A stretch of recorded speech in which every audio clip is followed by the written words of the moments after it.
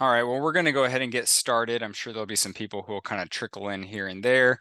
Once again, I'm Cameron Ripley. I represent Vision Forward Realty, DRE 022100348, as well as Purpose Home Loans 2504166 is our NMLS number, all equal housing opportunity.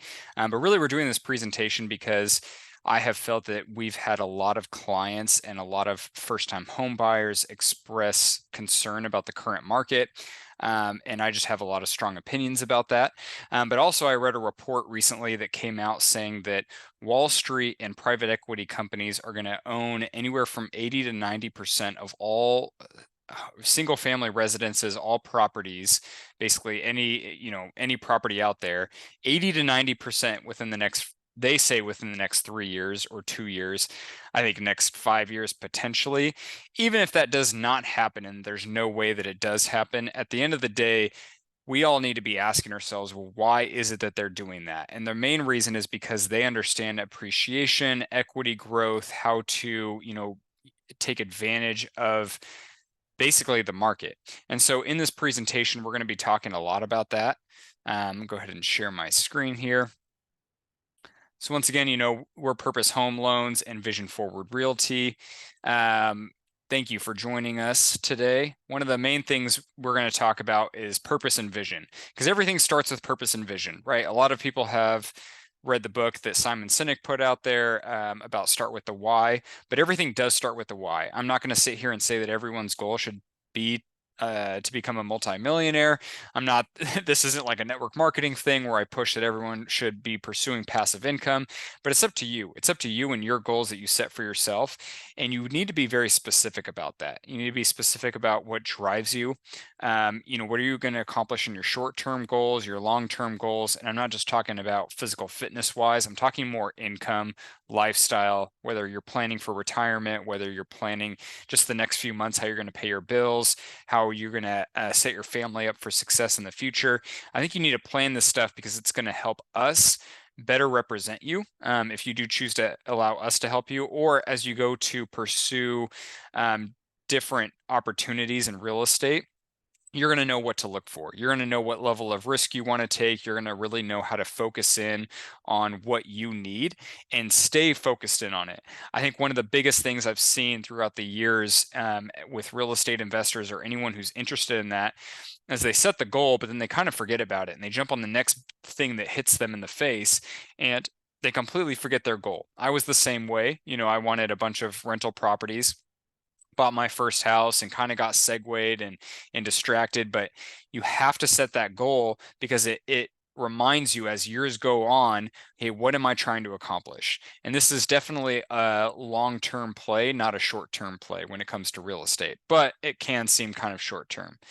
um, the other thing that we really want to talk with everyone about is understanding where you're currently at. What is your current income?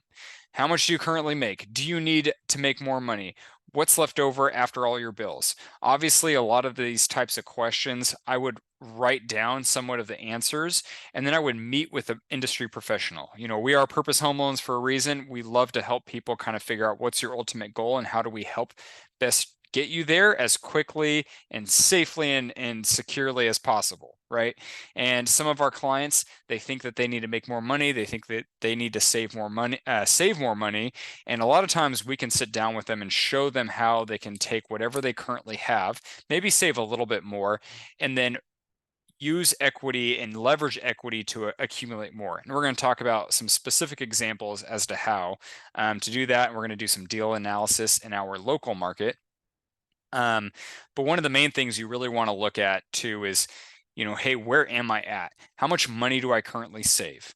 Do you have extra money that you're putting into retirement?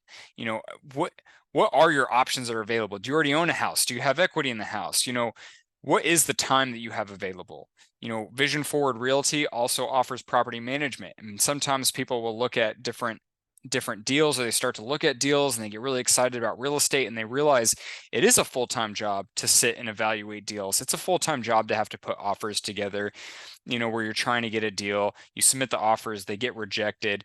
And if you work with a professional and you're honest with yourself of what your time commitment really looks like, I think it's going to better help you, right? When I bought my first house, I wanted to fix and flip it myself. And then I had my first child.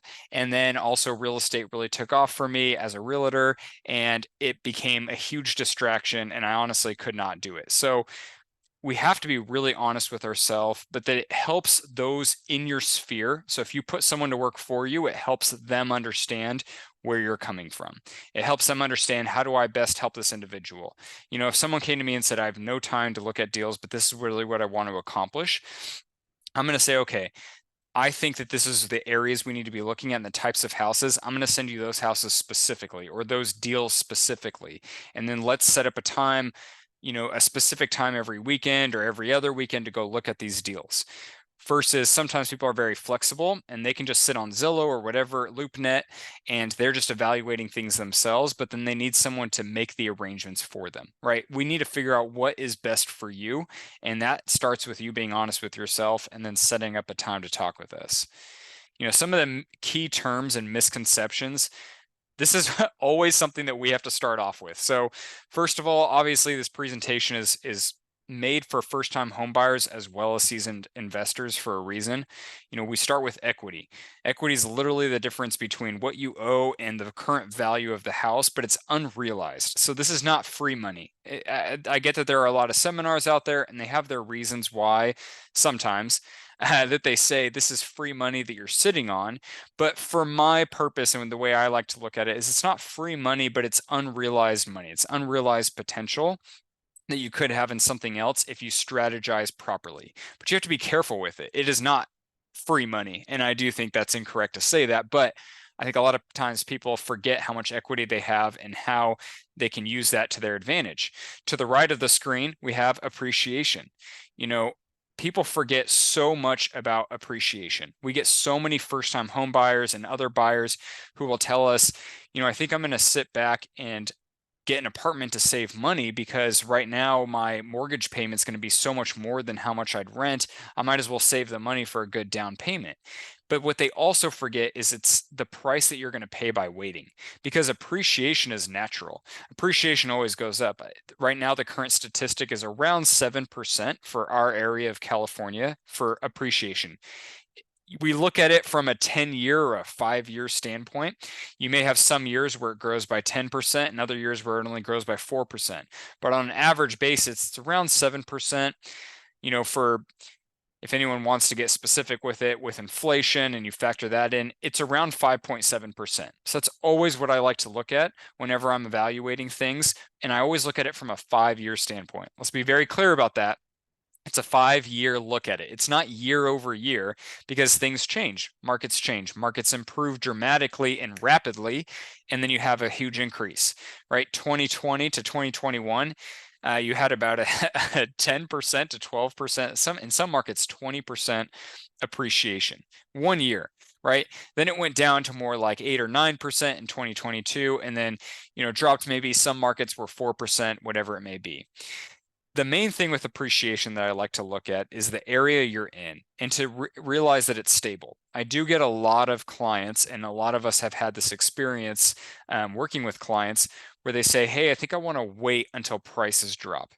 Now, listen, if you are in a market where prices fluctuate a lot and they drop and they go up over a 10-year period, you're probably not in the right market. In my area of California, we complain a lot about the cash Bay Area buyers. A lot of my friends and realtors and loan officers that I work with in Texas, they all complain, Texas and Idaho, really, they all complain about the cash buyers from California. Well, there's a reason why there's people coming with cash. It's not because they sat back in an apartment and saved up all of their money. It's because they understood appreciation or got really lucky and they purchased a property, they held on to it for a certain amount of time, and they grew appreciation. Now, keep in mind, and this is the last part of the sentence, appreciation cannot happen if the property deteriorates at a faster rate.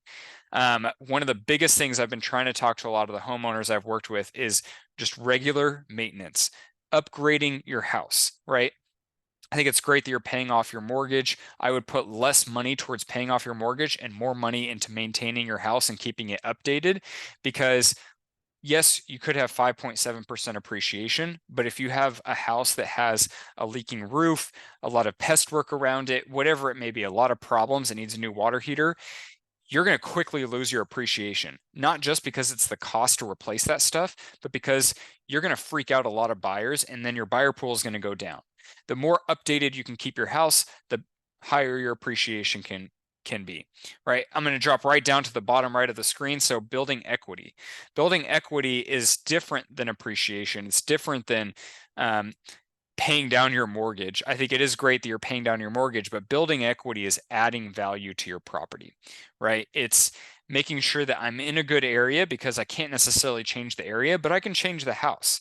And so a lot of times we'll get people who may not have a lot of money to put down, or may want to save their money for putting, instead of putting it down, because they're looking in an area where there's a lot of houses that need updating. So they decide, instead of putting 20% down, I'll put 15% down. That 5% on a $500,000 house is $25,000.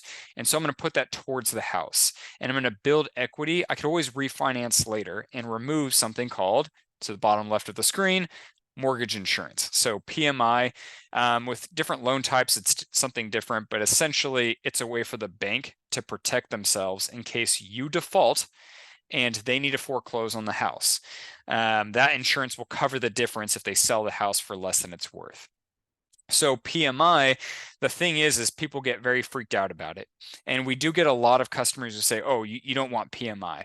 Now, it depends. And it really depends on the market, and it depends your current situation and what your plans are with the house. Because if you came to me and you said, I'm going to buy a house that needs a lot of updating and I want to be able to put money into the house and build equity, I'm not going to tell you to put 20% down, because that makes no sense. Yes, the PMI could be high, but what if you put 10% down? Sometimes 10% down can get you PMI of maybe $100 a month, $60 a month, $70 a month. I've had clients that wanted to put 15% down instead of 20, like I said, save the 5%, and their PMI was, I think it was $50 a month. So $25,000 is what they got to keep in their pocket. And I mean, when you're saving $50 a month, it takes a lot of months to save up 25,000. Plus, they added value in their house. And you got to remember that when you build equity, by adding, let's say I renovate a bathroom, your money compounds, right? The cost of, unless if you way over renovate it, but most people don't, the cost to renovate something exponentially increases or dramatically increases the value, because a lot of people don't want to go through the work and hassle and the uncertainty of the actual cost of renovating a bathroom. So when you renovate your entire house and finish the renovations, the cost of it and the value increase is very different. Usually there's a much bigger increase in value than the actual cost of the project. So once again, this is kind of how we strategize with people. And we're going to talk specifically some examples here coming up. Your cap rate, or your cash on cash return. So cap rate is the capitalization rate, which is, it's dividing the annual net operating income by the purchase price or the current value. But that's it. It's not a huge indicator of the value. And we do find that a lot of investors or people who are looking to become an investor get very caught up with the cap rate, and they forget about things like cash on cash return. Like, if I take money and I put it in, how much of a return am I getting on the cash I've invested? Because not everyone's paying cash for a house, and so the cap rate can change. If I put, like I said, if I put 20% down on a house with a certain interest rate, well, what's my return on that cash? And that's why you meet with a mortgage professional to really evaluate the cash on cash return and capitalization rate. But both are going to be based on your goals. Most of the time, we start off by looking at upside potential. If you go to the top right of the screen, because when people are starting off, You're looking to find ways to build it. You didn't win the lottery or go and sell a company for millions and millions of dollars. And if you did, great, then we're going to look at your cash on cash return. But for most people, they need to look at the upside potential. They need to look at, in the next 5 years, how am I going to get this property to a point that I can either sell it, refinance it, or 1031 exchange it to something else, but I have so much equity that I have passive retirement. To the bottom right, is it really passive income? You're going to find that there are a lot of very successful people that say there's no such thing as passive income. And I get that there are a lot of programs out there that say passive income. I don't care if you're in network marketing. I don't care even if you're investing a lot into stocks. If you're a private equity investor, I mean, everyone knows that it's not truly passive. At some point, you have to sit down and constantly evaluate to make sure you're getting the return you want. You want to define for yourself, how much of a passive income do you personally want or need? I have clients that are a lot older. And so we may look at a property that has a good cash on cash return, but is that property in a good condition where they can be very hands off? Or should they buy a cheaper property, renovate it so that they don't have to worry about maintenance requests, and they let a property manager take over because they want passive income? Sometimes people need to build a lot of equity, and although they feel like their investment opportunities are not very passive, they're still building equity so that they can eventually 1031 exchange or sell their current property into something more passive. Most of the time when I'm talking to anyone, especially people who are first-time home buyers, or I get a lot of clients right now. We've had it recently where someone says, I don't want to sell my house because I have a 2 to 3% interest rate, but I want to be able to move my kids to a better school district and buy a house there. Whenever we bring up, well, why don't you rent it out? People freak out because they hear about tenant issues. Now, I want everyone to keep in mind, whether you're watching a recording of this or you're on right now, that tenant issues, from my experience, yes, I cannot say that hiring a property manager is going to totally, negate that. But most of the time when you see these horror stories, either the property was already in poor condition and a tenant just came and made it a little worse, or no one pre-screened the tenant. They just took whoever was willing to pay, and they didn't have an application process. Now, when you got a job at your current employer, or if you are an employer, do you just take the first person who walks in the door and says, I want to work here? No, we have application processes for a reason. We're not discriminating against anyone, but I want to protect things. I don't want to find out that you were evicted from a bunch of other properties. I want to make sure that my investment is going to be secure. So we do a good job with that, with our property management side, or we help a lot of our clients. If they use us to purchase or sell, we'll help them set up a system so that they can better screen tenants through our portal. And they make sure that they have renter's insurance, background check done, credit pulled, auto payment set up. But there are a lot of great tenants out there. There are a lot of people that it is not in their goal to ever buy a house for whatever reason, and that's for them. So I like to look at things as, I'm going to provide them a great place to live, and I'm going to respect. This is a huge one. I'm going to respect the property that I own because I expect them to respect that property that I own. So for those landlords out there who just don't care about their property, they never maintain it, they ignore maintenance requests, just understand that your tenants also feed off of that, and they're not going to respect that property. So hopefully that makes sense.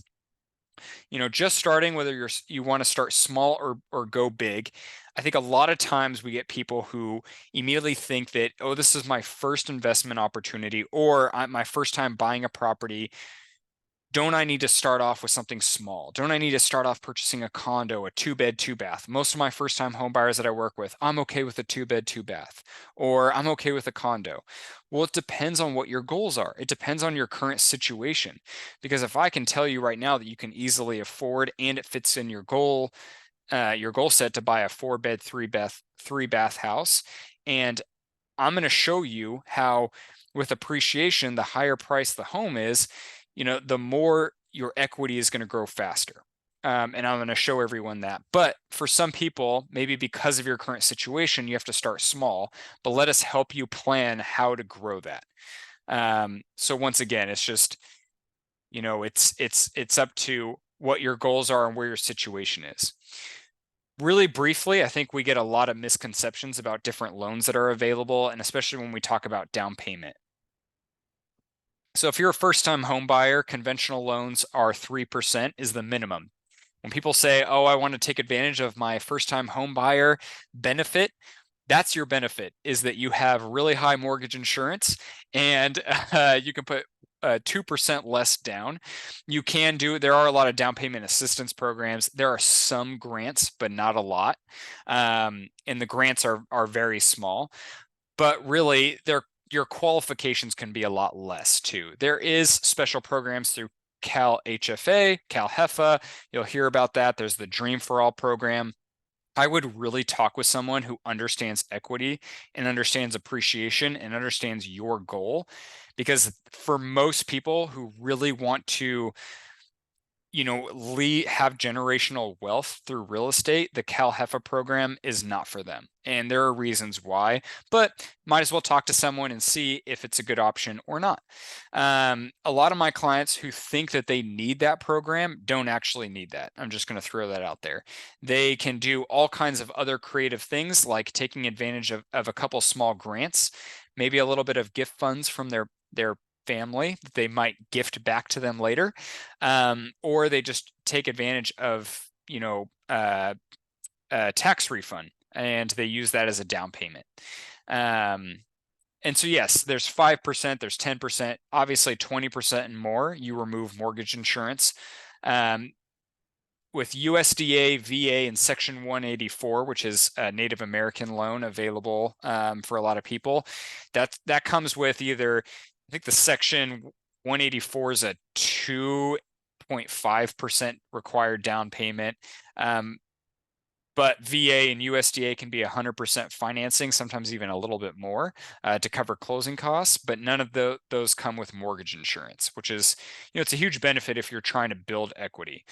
FHA, down payment assistance programs, there's always lots of options. There's a primary residence, and then you have second homes. And so if you're buying a second home, it's a little bit more expensive. If you're making it a primary resident, that's a little different too. If you're buying an investment property, it changes from 10 to 15%. But if you're going to live in a property, whether it's a duplex, triplex, quadplex, so anywhere from 1 to 4 units, the minimum down payment, as long as you're going to occupy one of the units, is 5%. Now, most investment loans are going to be around 15% as the minimum down payment. But we're going to talk about how you can utilize your current situation and just capitalize and buy those opportunities. The nice thing about some non-owner occupied ones is that you can use the DSCR loans, which is debt service coverage ratio. So if your income isn't super great, you can use the income from the property to help you qualify. I think a lot of people miss that because a lot of people don't understand how to calculate it and what the math is. I also think that a lot of listing agents who are trying to sell investment properties forget that if you could calculate that for someone, you can probably sell it at a higher price. But obviously, there's also fix and flip loans, hard money loans, which are a little bit different. There's home equity lines of credit and any other they call it non-QM, non-conventional loans. So banks right now, especially when you're in a higher interest rate market, they start to get more creative with the programs that they offer. And they're constantly coming out with different ones, and it's really hard to keep up. So usually what we do at Purpose Home Loans is we'll take a client.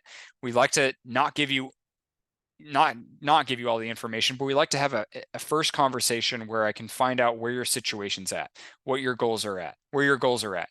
Then I'm going to go and I'm going to do a lot more research on what's currently available product-wise. Usually I have a general idea, but I'm going to go shop, 5, 6 to 20 banks or lenders, and I'm going to find out, hey, what's the best option for you? And we're going to sit down. I'll explain why. I'll give you other options, or our team will. And we kind of go from there. So all I'm going to say is don't count yourself out. Even if you just switched employers and you have a huge gap in employment history, even if you're a waiter, waitress, or bartender, or you're a seasonal employee, or you make a lot of commission, there are programs out there for a lot of people. Let's say you're a business owner and you want to write off everything. Totally fine. There are bank statement loans that allow the lender to qualify you based on your gross monthly income, not your net after your write-offs. So there's always something available, and we'd love to sit down and talk with you more about it. Types and sizes of investments. We're going to go over all of these, but obviously there's mobile homes and condos. That's where people typically think that it's more entry level. There's single family, so 1 unit.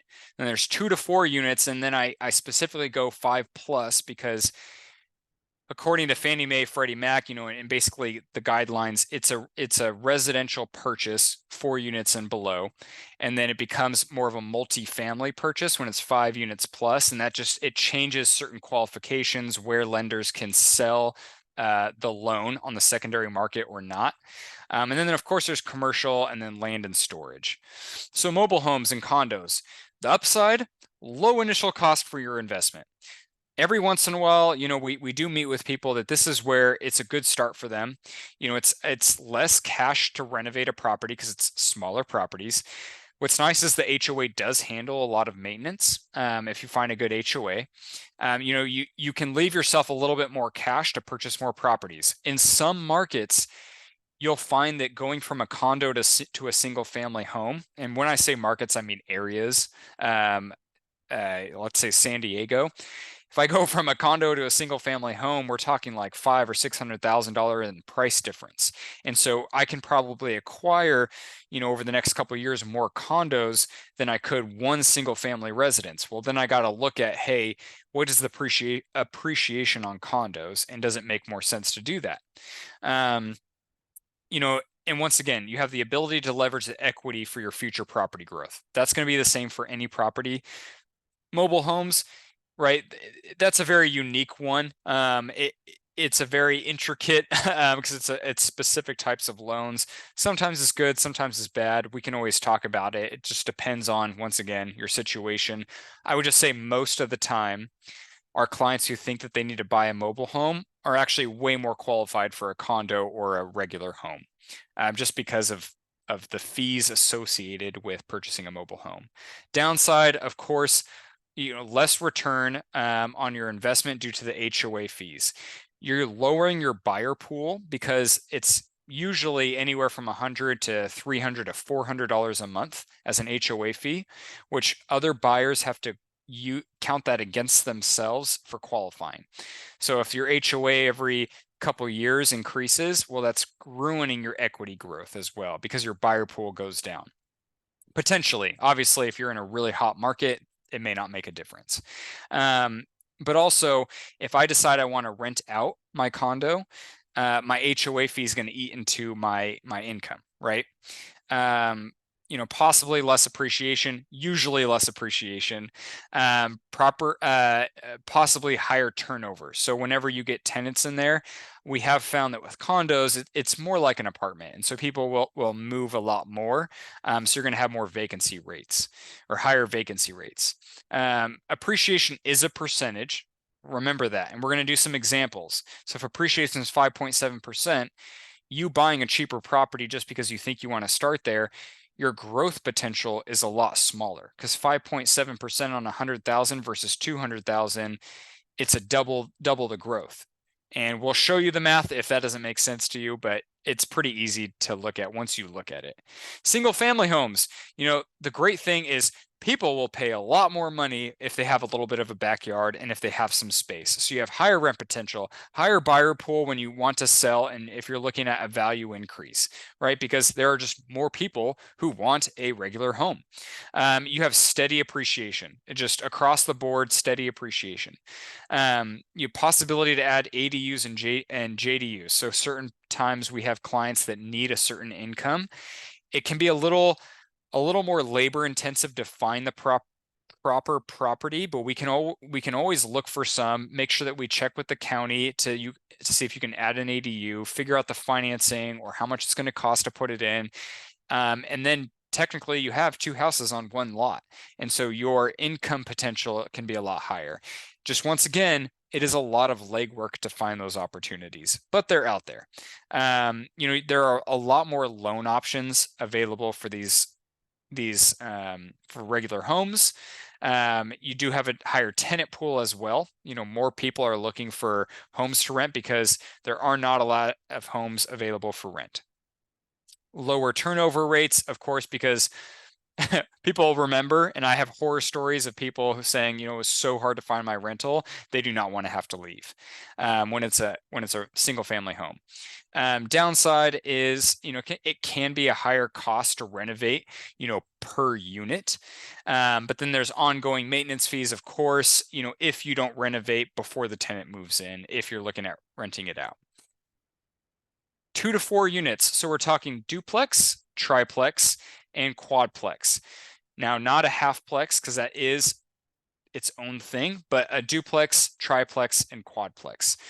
What's great is if you add a backyard, and I said it earlier, you do tend to have a higher rent option.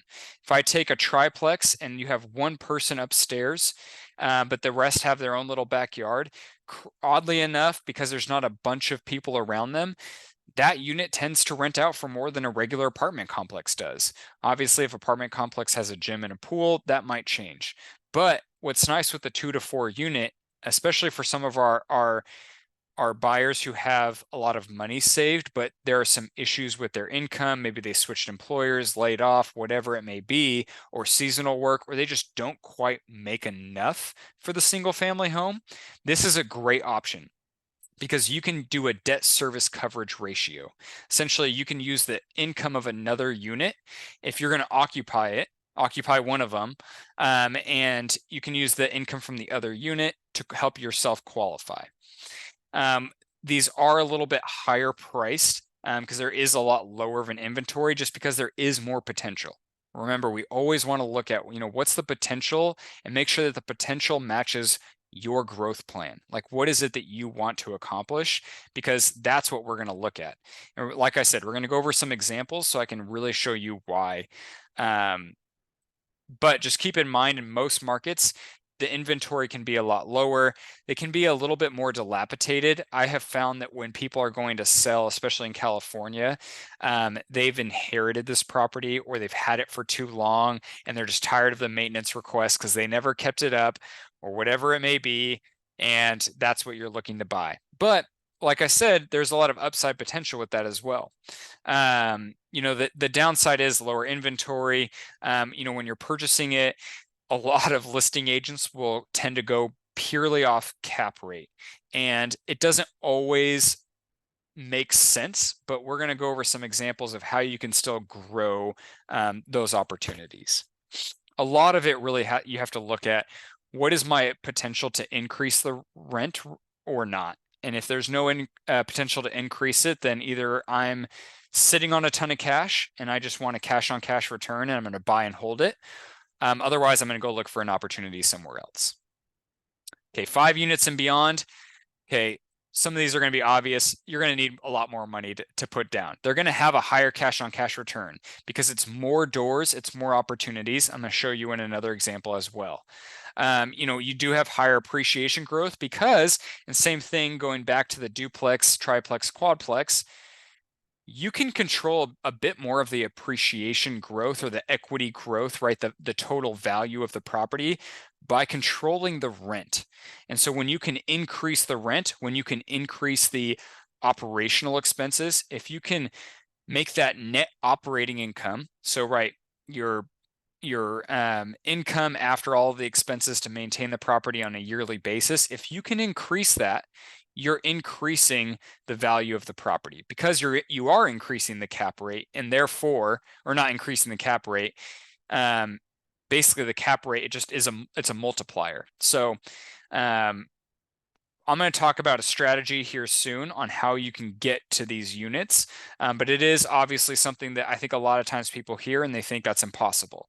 But we're going to show how you can take, once again, a 5 to 10 year game plan of how you're going to get there. Downside, of course, lower inventory, higher initial cost, higher ongoing cash to invest, right? If I'm talking about renovating units or maintenance costs, I need to make sure that I have some cash set aside to handle that. Also, just more time to set up. This becomes a business, and it does require some legal resources. Also, less loan options available. Commercial properties, this is a whole nother conversation that we would love to do another class with people. This is more of a business approach. So you're definitely going to have to look at a lot of commercial opportunities as a some type of a business angle. Obviously, you get to pick the tenant based on their how they present their business. And I do find that there are a lot of commercial landlords or even commercial property management companies.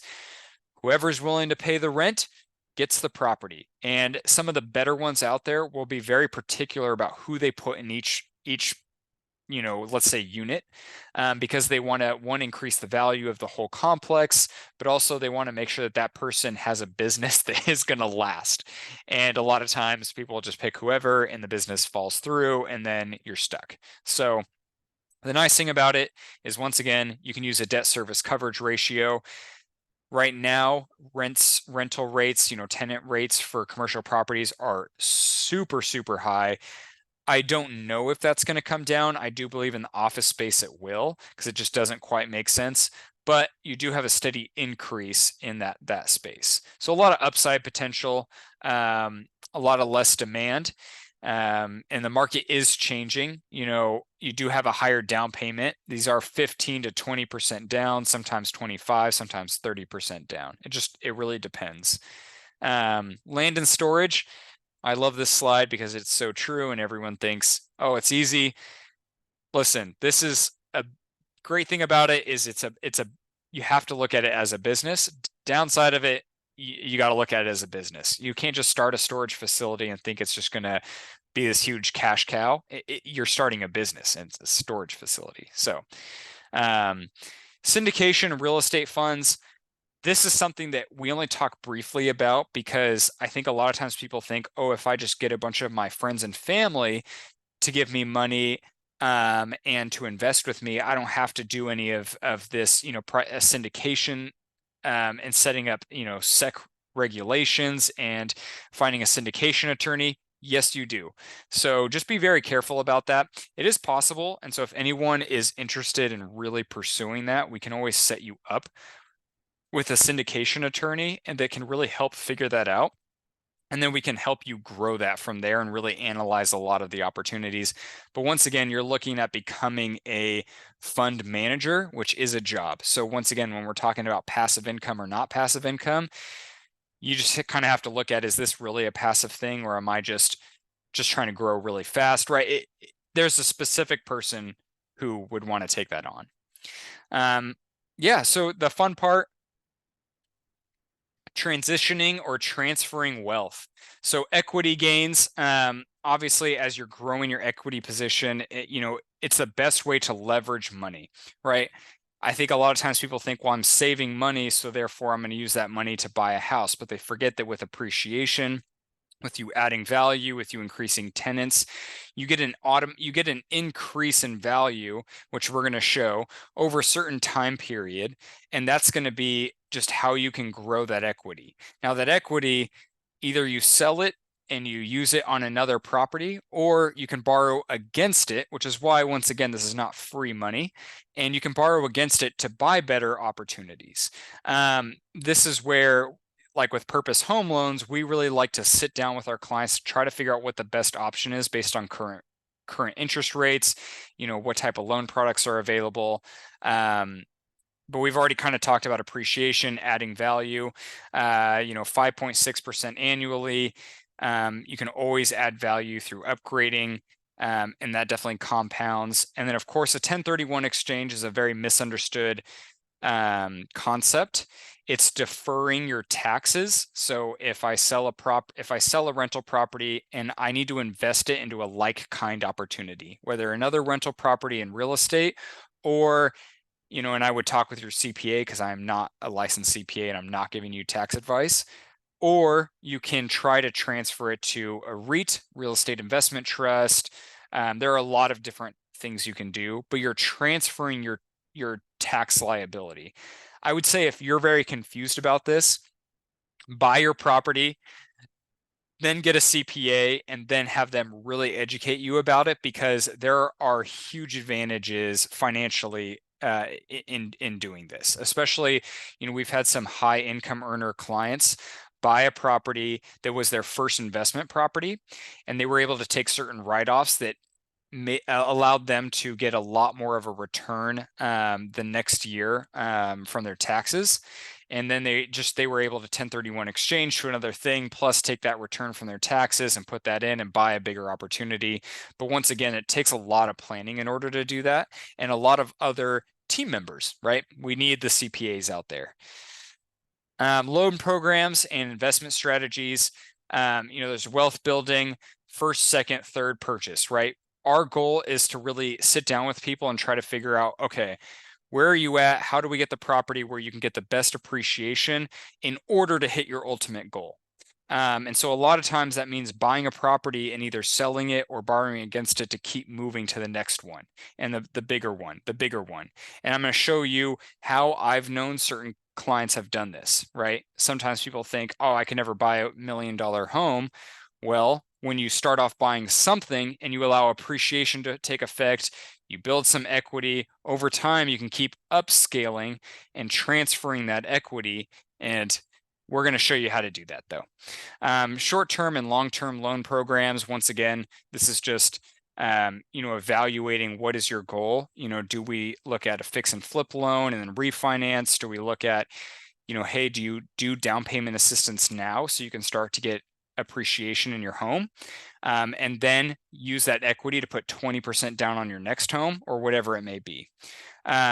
Also, there are a lot of options right now where even though the interest rate's high, you can get put into a really good position with a lower rate, anticipating that rates are going to drop in the next couple of years and be able to just refinance. Okay, and then product shopping. Like I said, there are constantly new programs that are coming out, and that means loan options for specific borrowers, creative ways to lower your interest rate, creative ways to cover your closing costs, whatever it may be. Let us do a lot of the shopping for you, but it's good to talk with us and to keep in touch with us so that we can keep you updated. Sourcing deals. So Vision Forward Realty, this is what they're really good at and what we're really good at. On market and off market deals. Once you get to the bigger deals, the apartment complexes, the commercial properties, it's a lot of who you know, not necessarily how much you're scanning the internet. Same thing, if I'm even just looking at any opportunity, some of us have been in the industry for a while. Some of us are very familiar with certain areas, and we can really help you figure out, hey, this area has so much more upside potential because I just showed one that was worse, that sold for way more, 2 months ago. The schools that are going in are amazing here, and so your equity is going to dramatically increase, or your appreciation is going to go up. We have people in Rancho Cordova who've learned that there's biotech companies moving in and starting to build, which means there's going to be a lot more medical jobs, which means the real estate around those areas are going to really go up. And so let us help you by really being the experts in the industry so that you can focus on being that investor. Or home buyer. And then property management.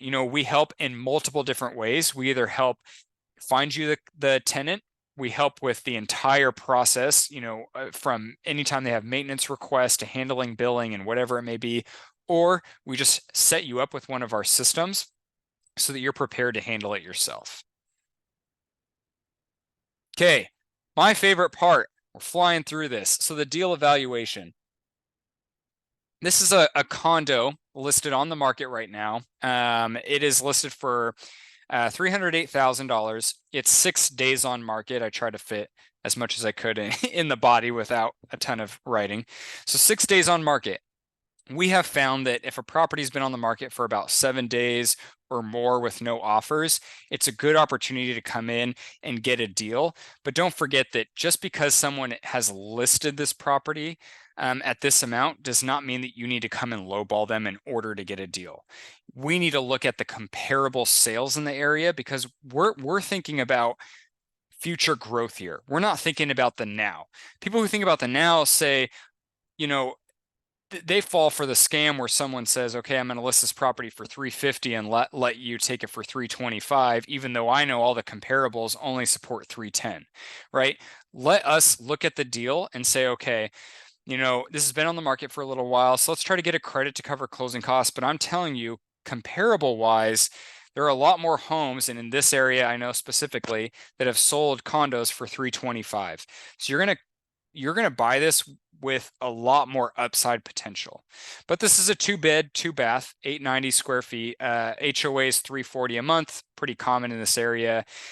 Based on the pictures, I can tell that it's somewhat updated, but you'd have to kind of see it in person. These floors look like they might just be crappy laminate. I know because I have it in my house, which I want to change out. The kitchen, if I look at the pictures, it's not super updated. The light fixtures aren't great, but this is easy to do things. This is for someone that I think wants to build a little equity, but wants to live in the property. I'm looking for clean, needs updates, but well kept, not, delinquent and dilapidated, because those properties, I'm looking for more of a fix and flip type of a loan, right? Something that really needs a lot of help, and someone's pretty much going to foreclose and give it to me for nothing because it's in such bad condition. This is a good one for really anyone. I mean, it doesn't really matter, but it just depends on your goal. Okay. The down payment for a conventional loan for 3% down, that's why I put the minimum down payments $9,240. So I think a lot of times people get very confused and they're like, I need 20% down, or I need to save up in order to buy. But I think there are a lot of people out there, especially with their tax return, who can put together that kind of money in a short period of time. It is on the second floor, so just keep that in mind. You're going to have a little bit less appreciation. Now, according to the rental Zestimate, right, we do like to go off of Zillow. Their rental estimates are pretty accurate.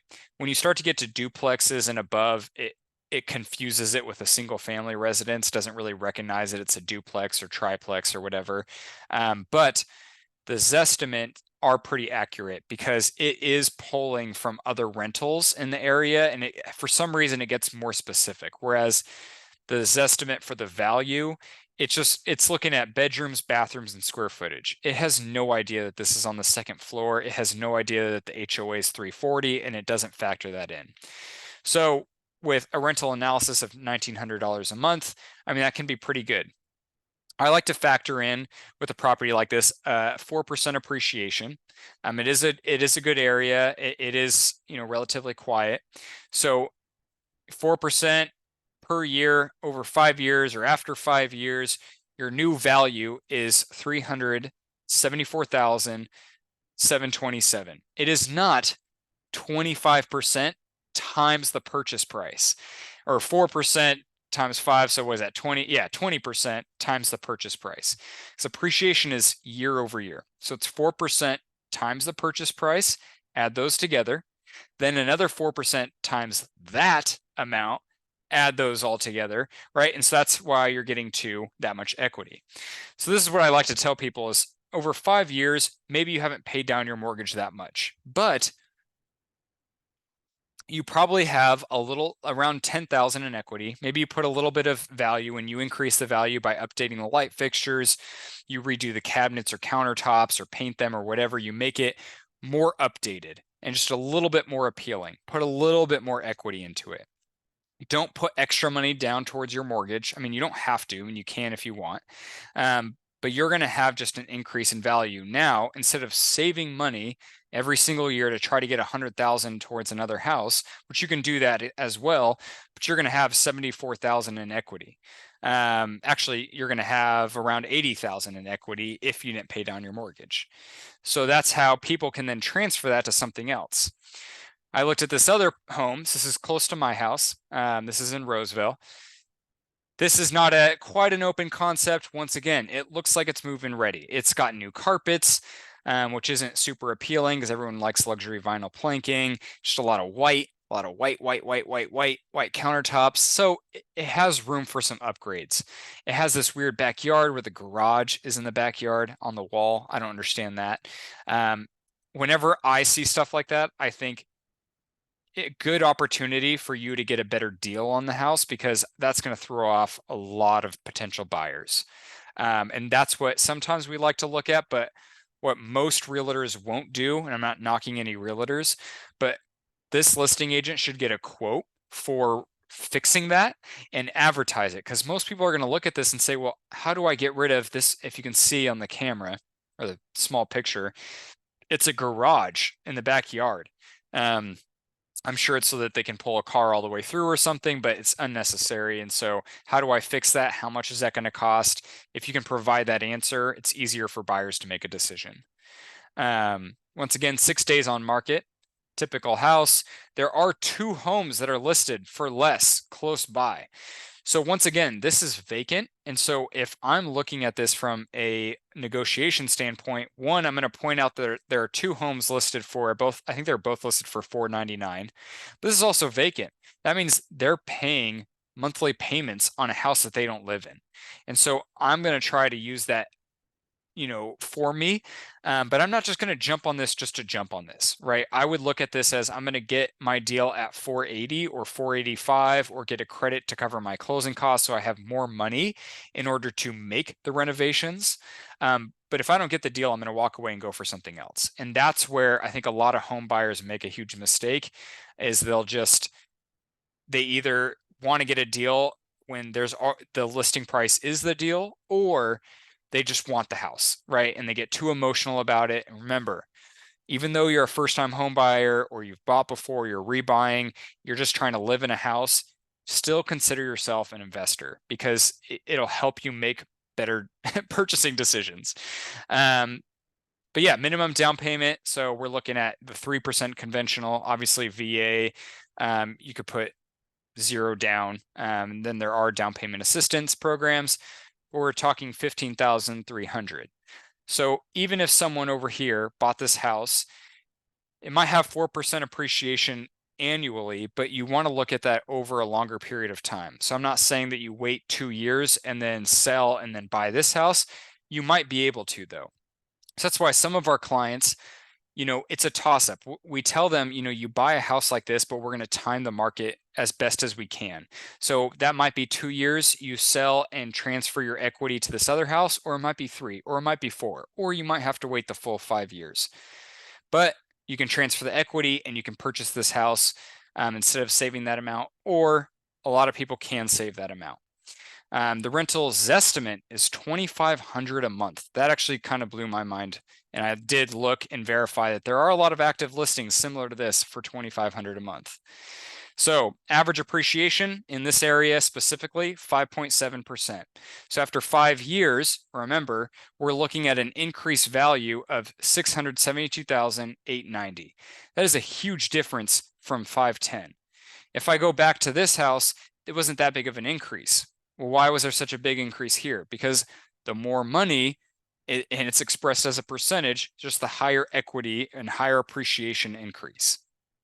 Appreciation percentage-wise is the same, but when something costs more, you get more appreciation growth. That's why the Bay Area buyers who are paying cash for our homes, they have that. It wasn't that they just sat and saved. It's that they knew that even though I'm buying $1 million condo, appreciation up here at 5.7% is a lot of money over 5 years, right?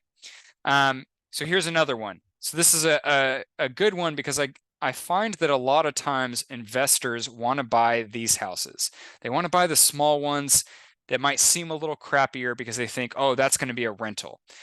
Keep in mind, like I said, there are a lot of people that maybe they had their identity stolen and they have really bad, they just have a bad situation with their credit or whatever it may be. They just became self-employed and they make a killing, but they just want a really nice house to live in. Some people just don't want to have to buy for whatever reason. And so some of these houses have huge rental market options for you. And when you keep it renovated like this, when you have things that are really nice, people will take care of it and they'll treat it well. It's also more important that you screen those tenants, because obviously you don't want someone to come in and trash it. But don't think that just because I have a tenant, I need to have something crappy because they're going to destroy it. And because I do not agree with that at all. But this one's listed for $785. I do think the value's there. I was surprised that it hadn't sold. I'd have to really see the property in person. This kind of looks a little outdated, so maybe that's why. But 4-bed, 3-bath, minimum down payment, so 3% down. This one's a little tricky because you're starting to get to, if it was listed at 790 or I think once it's listed at around 800 or 795, you can't really put 3% down because it becomes a jumbo loan. And your interest rate's going to be a lot higher and the requirements are a lot higher. So minimum down for this one specifically, you're hitting that threshold. So 3%, 23,550. Rentals estimate 3,197. Appreciation over 5 years at 5.7%. We're talking $1,035,000. So that's a huge increase. That's a huge difference, right? This is why I try to, with certain people who aren't trying to be, they're adamant that they don't want to deal with any renters or anything like that. This is still where you start somewhere. This is why our seminar is good for first-time home buyers, people who haven't bought in a while, and seasoned investors. Start somewhere. Let the appreciation, let the amount of care you put in your home work for you, and let that equity grow, not by you paying down the mortgage necessarily, but by appreciation and building equity. And that way you can keep transferring that equity and upgrading your house. This is an easy way, especially if you started over here and I transferred, this equity to this property, then transferred that extra equity to this property. I might still have a very similar monthly payment from the first property. But going to more of our investor strategies, so people who are really trying to build bigger wealth, duplexes. So this is a duplex that's listed on the market right now. It's got some work that it needs done. Someone did inherit this, and so it needs some updating. Like there are rugs pulled to the side. I found this one really interesting because it seems very beat up. And then I looked at the current rent, and it's $3,350 a month. Let's go back to the single family residence. 3,000 is the Zestimate, 3,197. You might be able to get a little bit more because there's a pool. I'm not too sure. But this duplex currently is pulling in that much money as long as they're not lying. But it's listed at $575. So it's 2-bed, 1-bath in each unit. I put the question mark because for some reason they don't know the square footage. I blew my mind. I don't understand how they don't know that and they can't just do a title report. So when I look at stuff like that as a realtor and I'm working with my client, I'm going to tell them, hey, listen, I don't think they understand the opportunity they have. These are the whopping 4 whole pictures they have. I think that there's a lot of room for you to come in and get a better deal. But also, I'd be a little cautious. There might be more problems hidden within these walls. But that's just a conversation we like to have for little things like that and the crappy pictures. But minimum down payment. So if you're going to occupy the property, it's still 5% down. Duplexes are a little weird. You can get away with some things. If VA, still 100% financing is fine, but usually it's around 5% down, so 28,750. So we take my condo owner over here, who bought. They waited 5 years. They decide, you know what, I'm going to keep my condo, or I'm going to sell my condo and I'm going to buy this duplex. I'm going to live in the other side. It's still a 2-bed, 1-bath, and I'm just going to renovate it from there. I'm going to use my extra equity to renovate the property, because when I looked at the improved unit rental estimate, you can rent out each one of these units for $2,000 a month. So when you analyze the cap rate, that's the current capitalization rate. They're selling this at a 6.99%. Now, I could totally ignore the purchase price and understand that, hey, if I have upside potential, so I have a chance to increase the rent, then I know at 6.99%, if I increase, so essentially what you do is you take that annual, obviously it's supposed to be net operating income, and so there's other things you'd have to factor in, but for the sake of this presentation, we'll just keep the math simple at gross income. If I did a gross income analysis of, so that's 4,000 a month times 12, multiply or divide that by 6.99%, I have increased the value to $686,695, right? I don't even have to necessarily wait my 5 years. Obviously, as time goes on, there is more appreciation, similar to a single family house or a condo or something like that. But I can build the appreciation myself. I can expedite that time period by increasing the rent. If I go to this next one, so this is a triplex, this is a fourplex. It's listed in Citrus Heights. It is listed for 84,000, 840,000. 2 bed, 1 bath in all of the units, and they're all at $798 per square foot. Minimum down payment. So if you were to occupy, so it's owner occupied. Meant to say that earlier. Owner occupied. Minimum down payment, $42,000. Obviously, if you wanted to avoid mortgage insurance and you're transferring equity, so you're doing a 1031 exchange, you're selling your duplex to upgrade to a fourplex. The benefit of it is I could, if I keep it at a non-owner occupied, that's 84,000. Sometimes, and it just depends on people's situations, right? We get some people who they want to be that owner occupied, they live in it for 6 months and they move into something else. That way they can put less down. That would mean 42,000 that you can put towards renovations. But if I transfer this equity, right, I can definitely put some money into some upgrades. Non-owner occupied, this can change just based on the non-QM lender, but most of them are around minimum of a 10% down payment. That can change to 15%. It just depends on the lender and the interest rate. And that's why we really look at and give you multiple options. So it depends what your goals are. If you're like, I'm going to buy this and retire from this income, then we always want to go with, a little bit more down so that you have a little bit more cash on cash return. If you're just looking at from an upside potential, I want to put less down so I have more money to invest in the property, even though my monthly payment is going to be less.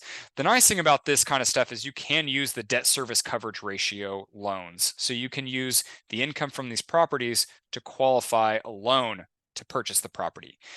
The current rent on this property is $5,794 a month. It was pretty low. It was around, I think that was around 13 or 1400 per unit. I did look in this area, and a well-kept renovated unit was going for about $1,700 per month per unit. So right now, if you were to buy this property, you're looking at a cap rate of 8.27%. Once again, based on their gross advertised monthly or yearly income. If you were to increase that yearly income, I'm not even talking about, a lot of times what we look at is, hey, how much are they spending in operation costs, maintenance stuff, whatever it may be. If you can reduce that, if you can get more efficient, that also helps, even though you're also increasing rent. But we fix the place up, whatever, I increase the rent, because you can increase the rent every year. In our area, the max you can increase is 10%. Usually with our property management side, even just with our Vision Forward Realty real estate side, we'll help you analyze how much you should or should not increase every year. But our goal is over the next couple of years, $1,700 a month.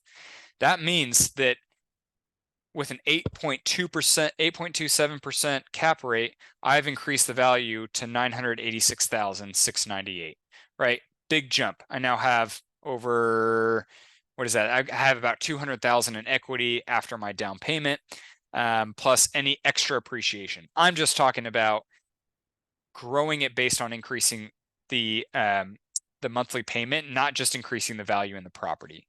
Obviously, that's going to have more value as well. The last deal we're kind of looking at is this one here. So how do I get to these apartment complexes, right? This is listed at $2,500,000. It's a 10-unit apartment complex in Fair Oaks. It's 5 of the units are 2-bed, 1-bath, and the other 5 are 2-bed, 2-bath. Not too sure about the square footage. I didn't want to have to get into it. Doesn't really matter. Minimum down payment for these, it's 15% down, is one of the better lenders that I've worked with. 15% down is that down payment. So if I go back, that could be 2 duplexes that I increase the rent. That's 1 duplex and 1 condo. That's 4 houses. this is how we can help you create strategies, but every strategy is specific to every person in their current situation. But if this is your goal to create huge wealth, this is how we can help you. This does become more of a business, right? So their current gross, I just like to look at that for the sake of this, gross rental income. Because the problem with looking at net is I want to look at why is their net operating income their net operating income. And sometimes you'll dive into it and you'll realize that's not their actual net operating income. It's actually lower. But other times they're just not operating very efficiently. They choose a super high price property management company. They choose a family member that they spend a stupid amount of money on, and then they have higher turnover and higher gaps between tenants occupying a property. Also, if the units are in poor condition, you're going to have more maintenance requests, like I've said, which means lower net operating income. So we're going to look at gross. So their current gross rent is $150,240 per year, which is about $1,252 per unit per month. With improved unit rental estimates, you can rent out each unit for about $1,600 a month, which would increase your annual gross rent or gross income to $192,000 per year. Right now, this property is being sold at a 6% cap rate. So once again, you take 192,000 divided by 6.6%, so 0.06 divided by, and now your value is $3,200,000. That is, a lot bigger of an increase.